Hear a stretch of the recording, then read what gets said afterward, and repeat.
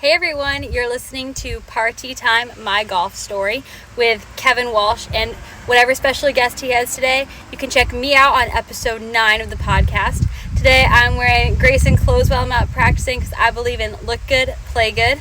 And follow me on Instagram, Sophia Warren Golf, and hope you enjoy the rest of the show.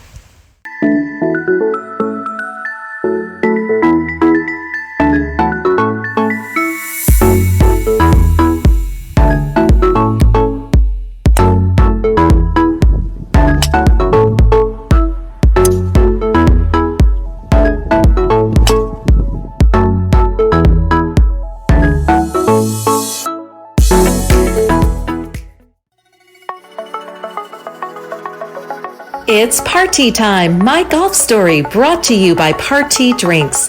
Classically designed golf drinks for golfers by golfers. And the golf real estate pros Gene Walsh and Vince Visicaro. For your Southwest Florida real estate needs, check them out at suncoastdreams.com. Now here's your host, Kevin Walsh. Hey, welcome to the program. Thanks for joining us. We are in a remote location, joining you from Ledyard, Connecticut. Let me timestamp it. It's Monday, November the 4th, the night before the election. That's when we're recording this, and our guest today is Frankie Cartaglia. If you've been on the Boston sports scene or the golf scene, and you've been to Wellesley Country Club, there's no way you haven't come across Frankie. He is the gatekeeper. He's the caddy master. He's the director of outside operations. He is just an absolute treasure to the golfing community, and he was my caddy master for a number of years. He has a Rolodex bigger than anyone you know, but he also has the trust and love of so many people. Had a big send-off for him at Wellesley Country Club a couple days before the recording, in which almost 500 people came out. And that, we're going to get into that, but that just gives you an example of how loved Frankie is by so many people. Before we get to Frankie, a couple things. We are almost at 4,000 subscribers, more than 170,000 views. And the reason why we're there is because people are subscribing to the podcast and they're liking the podcast. Now, if you haven't done that, would you do it, please? Because the metrics matter. The numbers matter to our sponsors, to the nerds at YouTube, Google, Apple Play, Spotify, whatever. And thank you for letting us grow into what we are. And a big thanks to our title sponsors, Party Drinks. If you're looking for a drink alternative on the golf course, a little bit tired of beer because it makes you feel full and fat, it's tough to make a good backswing when you're feeling all loaded up in a lot of different ways. Or if you're tired of drinking hard seltzers, try something new. Try a Party. That is the sweet spot for golfers by golfers, and I know you'll love it, especially Transfusion. Far and away, our number one seller. And if your dream is to live in a golf resort-style community like Lakewood National Golf Club, where we usually broadcast from and where I live, and also soon coming right across the street, Calusa Country Club. If you want information about that, trust me, you'll be happy at either place. Then Vince Visicaro and Gene Walsh from suncoastdreams.com, a division of fine properties in the greater Sarasota area. They are your team, and they can get you all set up. All right, so enough of that. Let's bring the man of the hour on board, Frankie Cartaglia, my buddy. Usually, Frankie, when we're talking, it's usually at 5:30 in the morning instead of 7:30 in the evening. You want to describe our keeping in touch routine and all that's involved? Absolutely. We both have been going at this a long time. And when you decided to move to Florida, we figured the best time for both of us to chat with each other would be at 5:30 in the morning because we're both on our way to work. So it made the most sense for the two of us. And that for the last at least 2+ years now, right, KW, is how we've been communicating. Yeah. And it usually involves a stop at a drive-through. And what's going on with that? Yeah, that's true. And most times when you and I are on the phone together, anytime that I leave my house and I'm on my way to work, it happens. If I have a 7-day work week ahead of me, I go through the Dunkin' Donuts drive-thru in Bedford, Massachusetts, which is essentially almost the halfway point. And I get myself an extra large coffee every day.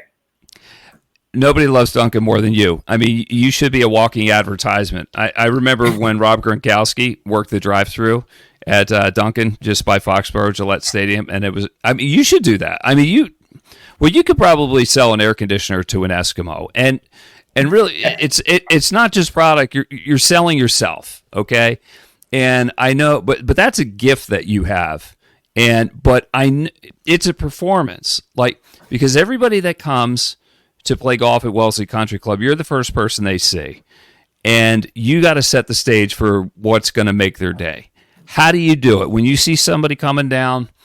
I mean, is there just a thought process? Like, are you pre-gaming it a little bit, or the words just start flying out? So I pre-game a little bit, but I also know about what time I expect certain people to come down the hill, right? So it gives me an idea of what I'm up against, and every day it's different. And we probably have 26,000 rounds of golf at Wellesley Country Club. And it's you are right. I am the point of contact. So I am the first person that they see. And it's my goal to make sure they're comfortable as soon as they come onto the property. It's just one of the things that I do. You do it great. You do it incredible. And I see, to me, it looks like a show is going on. And you do it, it looks effortless, but I know there's a lot of energy involved. There's a lot of thought. You got to be on because you're really thinking about that person, what their needs are, what you have to do for them. And then maybe right behind them, you see the next person. So it's just like, you're double on. Correct. What's it like at the end of the day? I mean, be honest. Are you like almost falling out of the car when you get home? Or are you just dead exhausted? In my younger years, I still had a little gas left in the tank. As I've gotten older, I'm absolutely exhausted. And, in this business, Kevin, you know it as well as anyone, we're not doing the Monday through Friday 9 to 5 thing. You know what I mean? I'm trying to get there by 6 a.m. And based on what's in front of me for the day, if there's an event, we're setting it up. They get out there and then we clean it up. And that means we're coming home. It depends on the tournament, how big it is, what time it's starting, a whole bunch of variables, along with the regular play sprinkled before it and after it. People love the game of golf. And so there have been many, many, many days that I've gotten to work at 6 and gotten home at 7:30. Many days. Yeah. But you got to give it your all the time, because that may be the only time you see them that week. They've been looking forward to that day. And you can't give them anything less than your best. But I know it's in you, because there's an inner performer in you. Where does that come from? I'll tell you. I would have to tell you what I think. I grew up as a military brat, and by doing that meant every 2 or 3 years you'd come home from school and your dad would say, "Okay, kid, we're being PCS'd. We're being transferred to a new location, a new military base somewhere," right? And at every military base, there's always, the military base is always next to a town, and that's generally where Air Force kids. My dad was in the Air Force.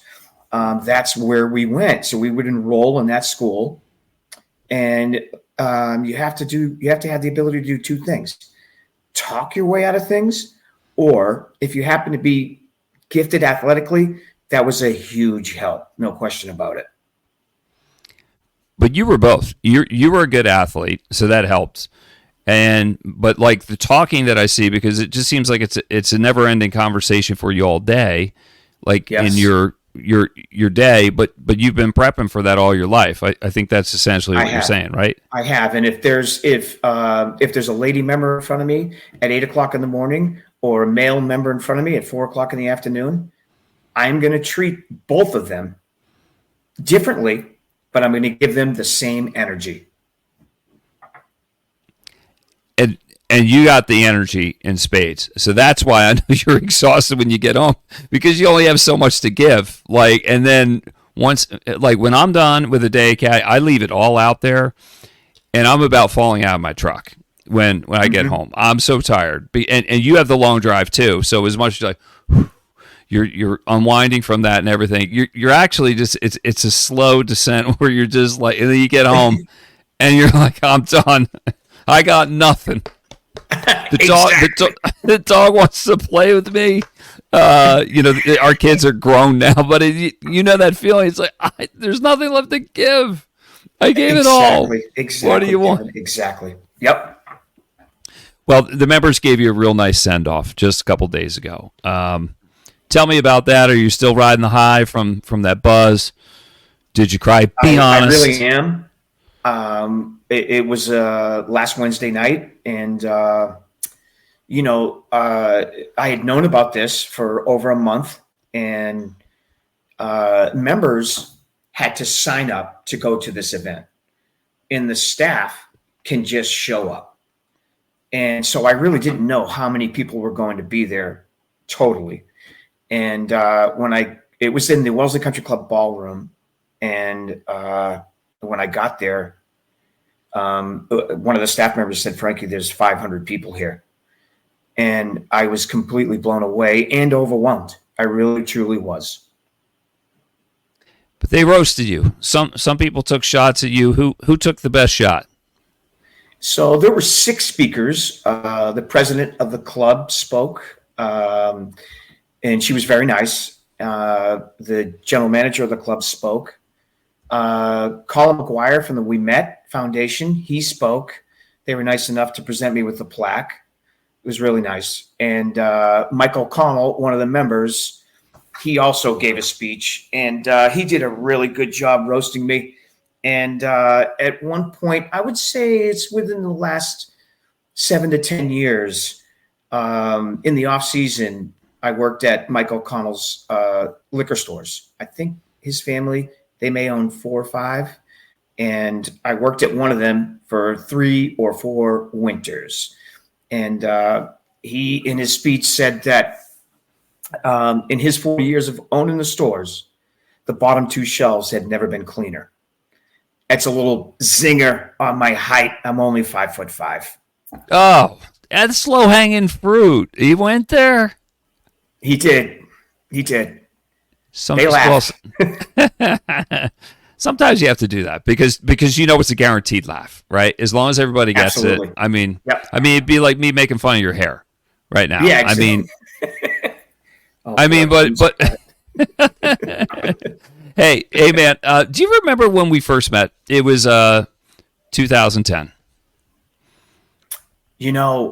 I have a vague memory of our initial meeting, and I was trying to figure you out, Kev. I was like, okay, what's he doing? And you came to Caddie, and right away I said, this is awesome, because you know what the Wellesley Country Club Caddie program consists of. Something like, I don't know, 30 12-year-olds, and then we have a bunch of college kids, and then there was one Kevin Walsh. I'm like a 40-year-old guy. Are you thinking like I'm up to trouble or something, or like? We chatted a little bit, and when you shared your experience as a caddy with me, I was actually really looking forward to putting you on the team. I really was, because Kevin, as soon as you put the bags on your shoulder, you were the best caddy on the property. You know what I mean? So easy sell. I don't know if I was the best caddy on the property, but I was the oldest by a lot. But I really liked it because being around the kids made me feel young.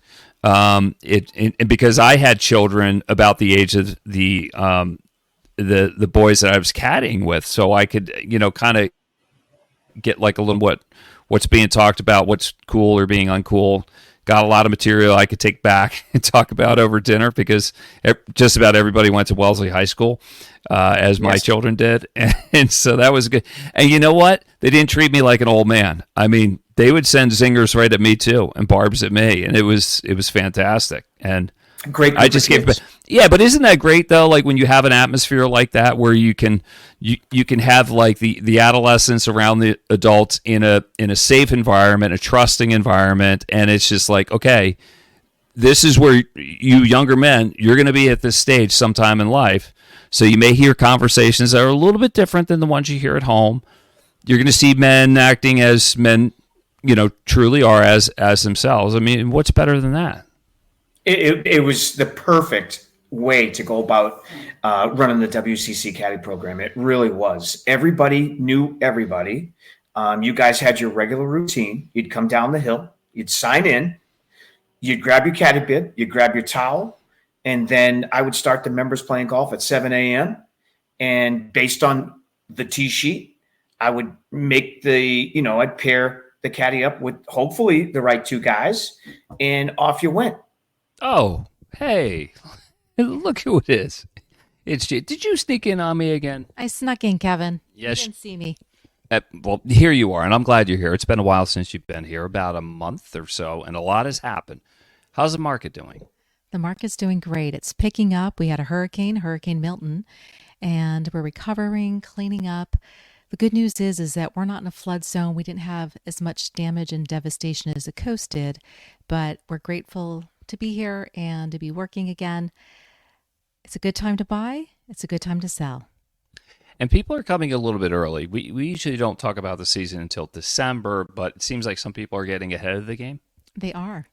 Properties are going under contract, and they're going quickly. So if you've had your eye on a property and you've been watching the market and houses have been sitting for a little bit of time, you're seeing a change to that for sure. So it's time to get serious if you'd like to be in a new home.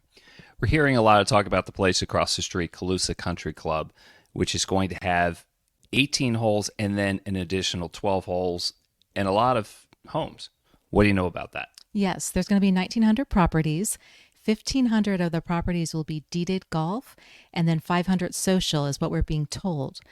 We are going to be attending a VIP event next week, Vince and I, and we'll find out more details about that. We are told also that orders are being taken November 8th for initial purchases. So that's something to think about as well.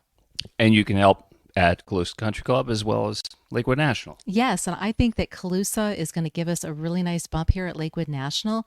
People are going to go over to Calusa and see that they can get in on the ground level of some property purchases, but at the same time, it's going to take a few years for everything to be built up. They're going to walk over to Lakewood National across the street and they're going to say, wow, this is a great community. Everything's here. Everything's ready. It's gorgeous. So I think this community, Lakewood National, is also going to get a really nice bump from all the joint marketing efforts that are being done. Okay, cool. Exciting times. Gene Walsh, suncoastdreams.com, the other half of the Visit Caro and Walsh team. Thanks, Gene. Thank you. Frankie Cartaglia, Caddy Master, retiring Caddy Master and Director of Outside Operations at Wellesley Country Club, is our guest on Party Time, my golf story, brought to you by Party Drinks. If you're looking for an alternative on the golf course to beer or hard seltzer, try a Party. I think you'll like it, especially a transfusion. And if your dream is to live on a golf course or in a golf resort-related community in the greater Sarasota area, no better place than Lakewood National Golf Club and soon to be coming Ouimet Country Club right across the street from Lakewood National. And nobody better than the golf real estate pros of Vince Vizzacaro and Gene Walsh. SuncoastDreams.com, a division of Fine Properties. Frankie, so we talked about the drive-in in our conversation and the stop at Dunkin', of course, to get whatever it is that you're getting. But what time does your alarm go off? When does your day start? Monday through Friday, alarm goes off at 4:30. Saturday and Sunday, the alarm goes off at 4 o'clock. Are you springing right out of bed, or are you hitting snooze a bunch of times? What's that like? I've never hit snooze in my life, Kevin. Come on. Never hit it. Nope. I've been getting up before that alarm for 25 years. Dang. So what time are you going to bed? I mean, are you well rested, or it's just there's a fear I can't hit snooze, I can't oversleep? What is it? Part two, the second one. Yeah, fear. Yeah, there's a fear, right? Because I'm not saying that I'm anything special, but if you have 200 people that are playing golf that day, and then there's 35 or 40 caddies on a Saturday or a Sunday, and I decide not to make it, there wasn't anybody that could fill in. You know what I'm saying? You'd be letting a lot of people down, and you know that, and you couldn't live with yourself. Correct. That's how I felt when I worked on TV and I had the morning shift, and the alarm would go off at like 3 o'clock, and we're on the air at 5 o'clock. And trust me, Frankie, there were a lot of days I'm like, I can't do it. I just can't do it. And I'm like, boy, I'm letting down a lot of other people, including like my co-anchor, who then have to do it all by herself. Or who are you going to call at 3 o'clock in the morning? Hey, can you pinch hit for Kevin? You know, you can't make it. It's just, man. At my point, and that's a really good analogy, Kevin. There is no pinch hitting for me. You know what I mean? Yeah, you're right. Yeah, so it's I beat that alarm clock every day for 25 years. Okay, so an off day, like, what's the latest you can sleep in? I mean, I know you've tried, but like, Monday, like a day you're not working, what's the latest you remember sleeping in? I haven't slept past 7 o'clock in the morning in 40 years. I believe you. Yeah. Yeah, I was going to say right around 7, but I was wondering if you maybe tried to drag it out to 8, and then you're like, I can't take it anymore. I got to get out of this bed. I got to get out of that bed. And also with that military background, yeah, if I was in the bed past 7, my father was making it. You know what I mean? So it wasn't happening. You set such a good example. I mean, I can go through a long list of people. Like, some became Ouimet Scholars at Wellesley Country Club, and I know there's some in particular that you're proud of. I mean, what do you want your legacy to be, or you're already seeing it living by some of your past caddies coming back? You see them getting on with life, starting careers, and maybe even starting families. So this could be a pretty long-winded answer, if you don't mind. And I will tell you that in my time, I ended up how I hire kids, right, that work in the bag room and then become caddies, or vice versa. They came in 5-year increments. And, so the kids that worked for me from the year 2000 to the year 2005, I'm still in touch with, to the year 2006, to the year 2010, and so on. But one of the things that stands out for me personally is my son. As soon as he was 12 years old, I took him down the highway through the Dunkin' Donuts drive-thru to Wellesley Country Club, and I put a bag over his shoulder. And so from the age of 12 until he graduated from the University of New Hampshire, he caddied and worked for me in the bag room at Wellesley. And I will tell you, he in college, I think it was his sophomore year, he became a Ouimet Scholar. And what that scholarship did for him, and myself included, was it allowed him to be a college student and enjoy college life without having to work 30 hours a week. So he really had a great 4 years. Yeah, he really did. You are family to a lot of members at Wellesley Country Club. They you help them with their homes and everything. They've been very supportive of you and your family. What does that mean to you personally? So I would say, I don't know if I shared this with you, Kevin. I'm helping Hal Jacobs. He's our new head pro at Wellesley Country Club, find my replacement. And I'm going to meet, we got down to the final 5, and I'm going to meet with each of the final 5. And one of the things I'm going to say to this young guy is the key in this business is to earn their trust. Once they trust you, everything flows. You can make mistakes and it's okay.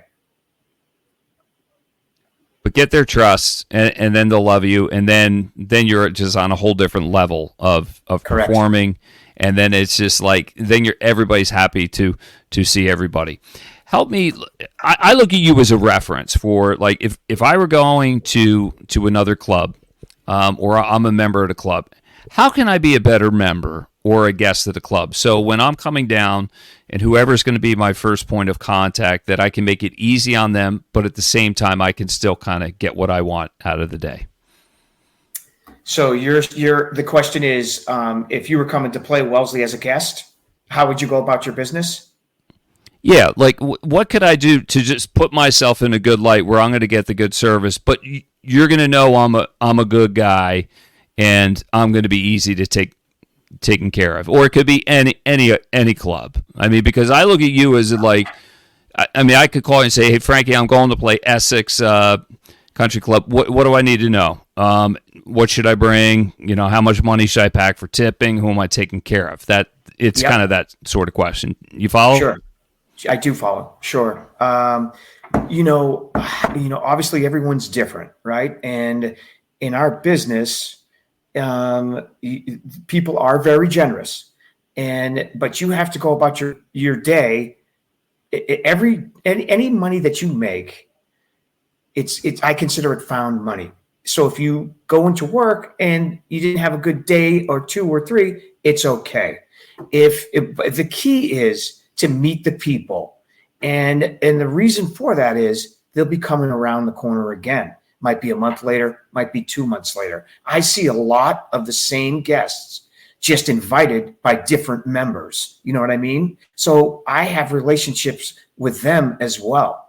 So, again, trust is the answer to your question. It really is.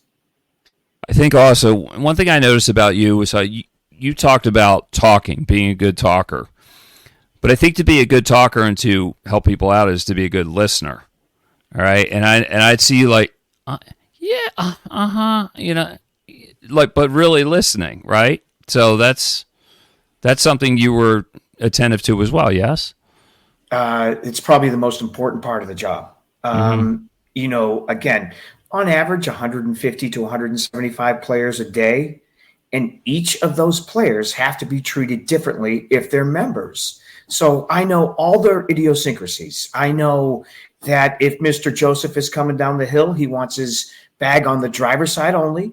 He wants his irons facing out, and he wants a wet towel, right? So those things it's really important pieces of information that will help you be successful in your job. And those little things, they absolutely eat up. Yeah. Little things mean a lot. And then it becomes fun because like you learn and you remember some idiosyncrasies, and then maybe you can start guessing about like, hey, would they like this? And you can try something, and then you're engaged. It's a different level of contact with people.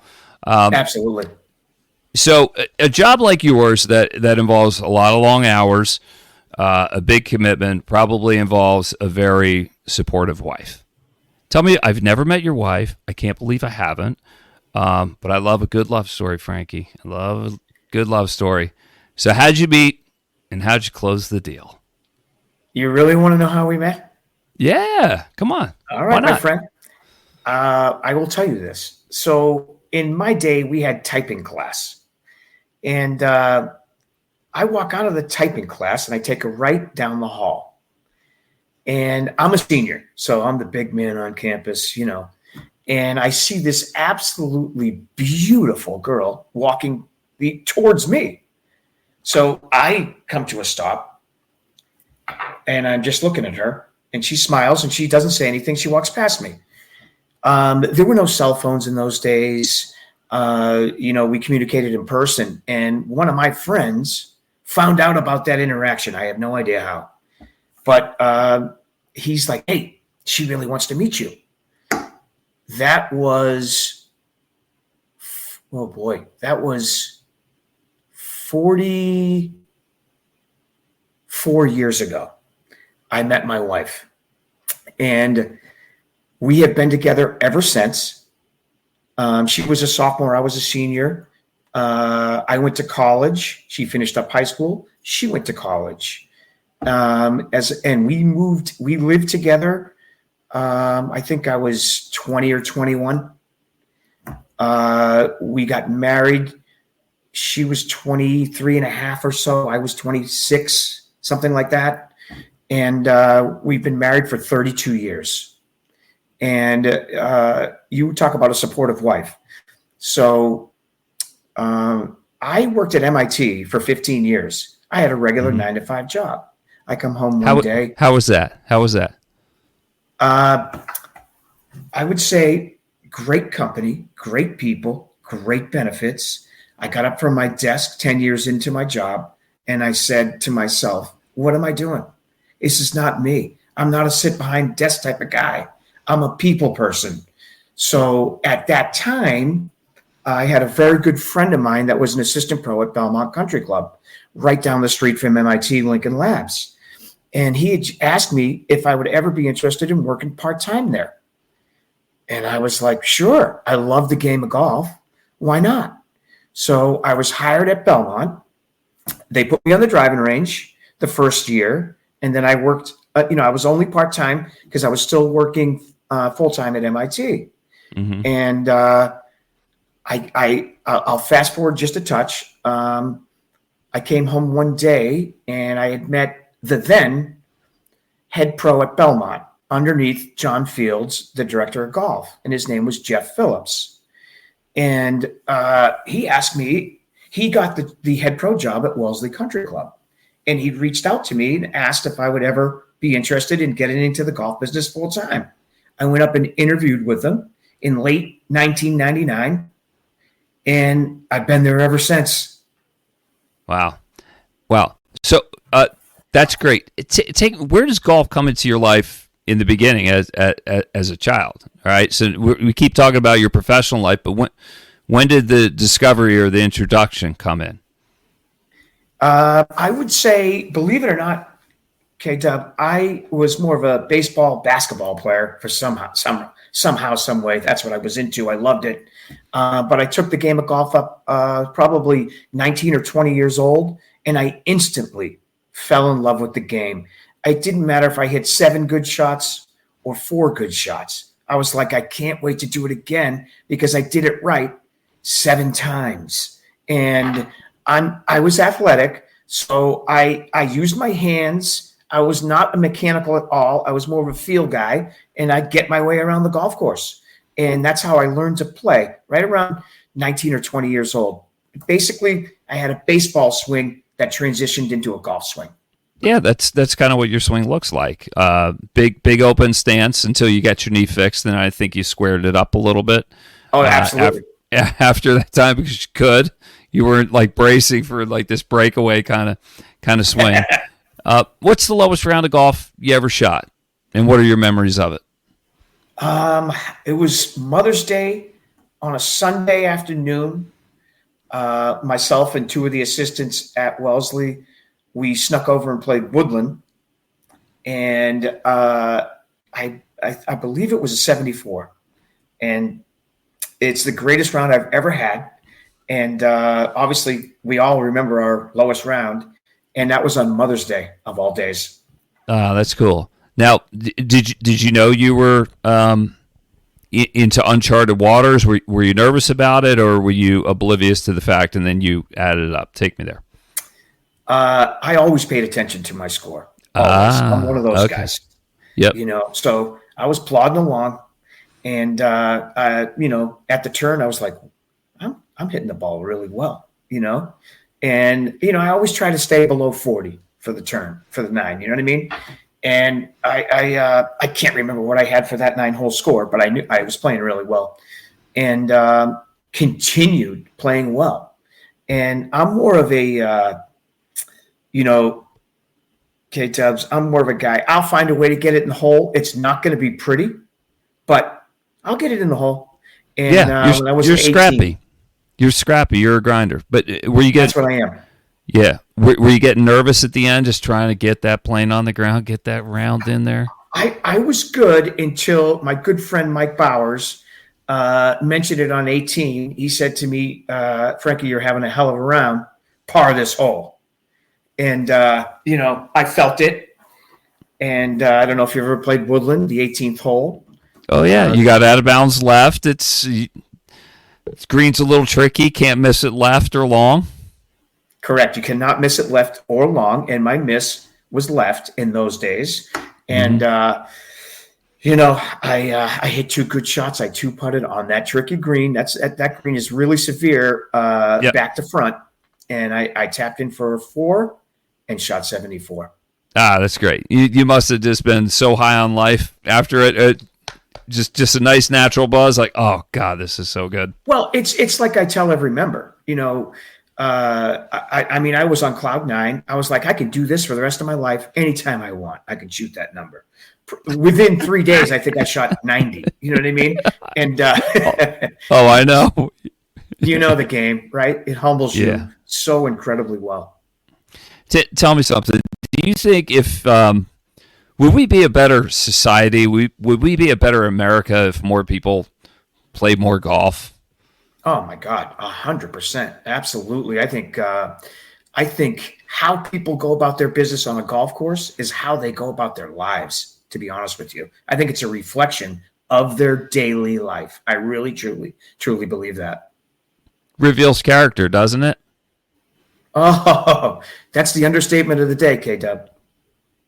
Yeah, because if a guy's flying off the handle, if he's chucking clubs, if he's slamming them into the ground, having a little profanity every now and then. To me, I think it's good therapy. But if you just lose your shit though, that tells you something about that person, right? Off the golf course, he's going to continue that way in everyday life. And that's my point. I know every member at Wellesley.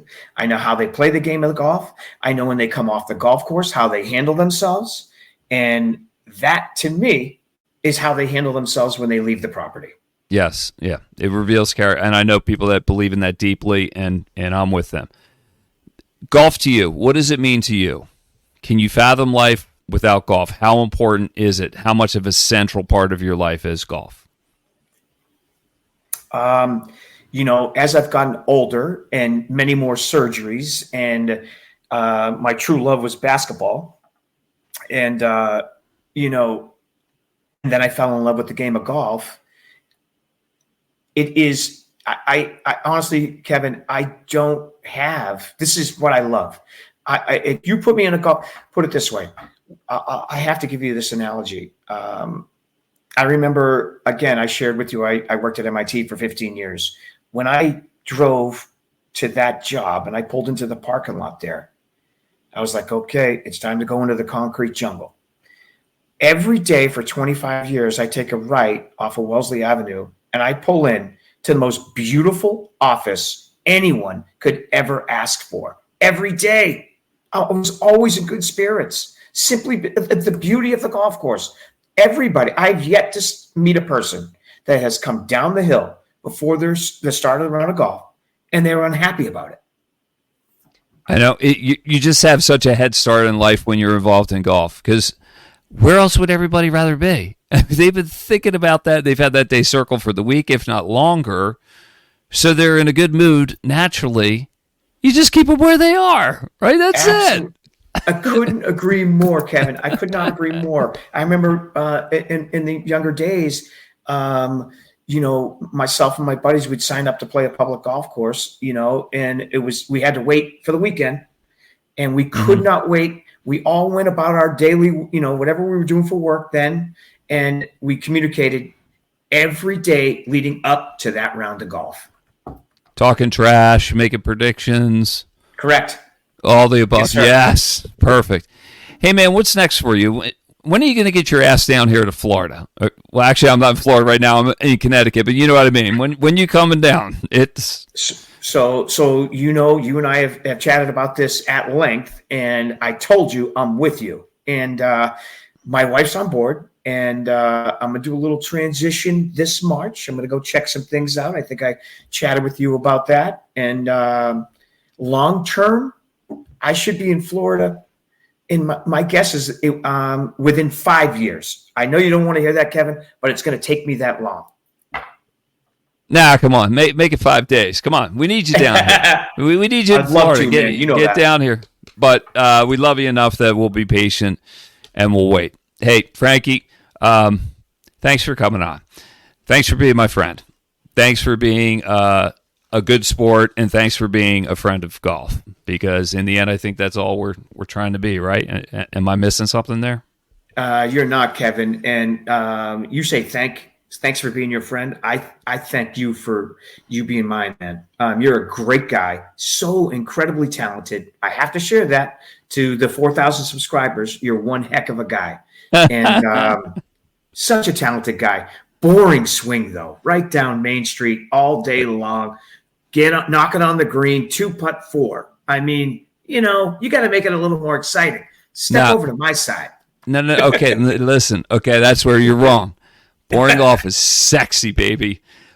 Give me some boring golf. It is sexy because in the end, add them up and hey, it's a great number. That's the way I try to play. Frankie, I know. I've played with you many times, and I've seen it, and it's the center of the club face every single time. It's a little slight, I would say, I don't know, does it move 3 feet right to left? It doesn't move much. It's a little baby draw. Yeah, that's about it, right? And I think I don't think you miss many fairways, if I remember. And you can putt it and you can chip it. You can play. Well, listen. Some of that is I've lost some of that game. Maybe you come down and light a fire under my Ocole, and we'll get out and play and have a good time. How does that sound? I think it's fantastic. If everything works out, Kev, I think you and I can sneak a round or two in the month of March. Yeah, you got it. That's a deal. All right, Frankie. Thanks, buddy. Let's call it a night here. Big thanks to Frankie Cartaglia, retiring caddy master and director of outside operations at Wellesley Country Club. And a big thanks to our title sponsor, Party Drinks. If you're looking for a drink alternative on the golf course, try Party. I know you'll be happy. And if your dream is to live in a golf resort-related community or on a golf course, especially around the greater Sarasota area, nobody better than the Golf Real Estate Pros, Gene Walsh and Vince Visicaro from suncoastdreams.com, a division of Fine Properties. For Frankie Cartaglia, I'm Kevin Walsh. We'll see you again next time on Party Time, My Golf Story. Have a great night, guys.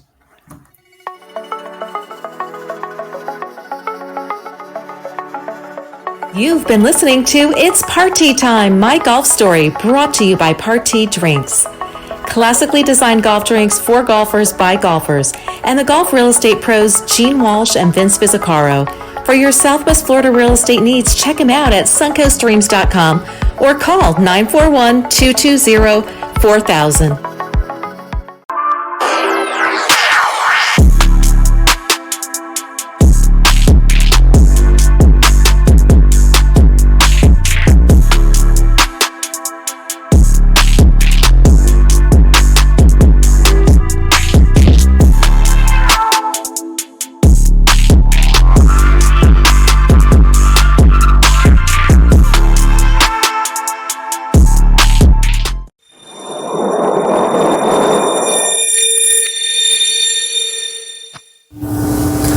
This is Vince Visicaro and Gene Walsh with the suncoastdreams.com real estate team at Fine Properties. We've helped hundreds of families find their dream homes in golf and resort communities in Lakewood Ranch, Bradenton, Sarasota, Parrish, Venice, and the surrounding areas.